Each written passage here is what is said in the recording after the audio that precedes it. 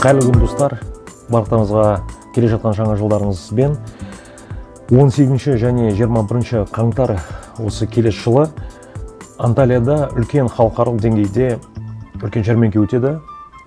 Ол жәрмеңкеде, ол выставкада отельная индустрия, мына қонақжай индустриясы бойынша үлкен мыңдаған экспоненттер қатысады. 20 мыңға жуық жыл сайын сол жаққа қатысушылар келеді екен.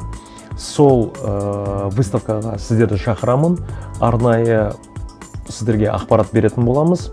Кімдер қатысады, қандай экспоненттер, ол жақта қандай фишкалар бар, оборудованиеден бастап, сервис, оқыту, түрлі құрылыс салалары бойынша осы именно қонақ жайларға байланысты, қонақ сервиске байланысты, оның былай қарасаңыз туризмге де байланысты көптеген сондай үлкен қатысушылар болады. Соған сіздерді қатысуға шақырамыз.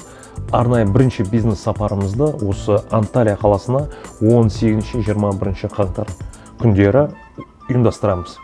Барлықтарыңызға күн жақсы.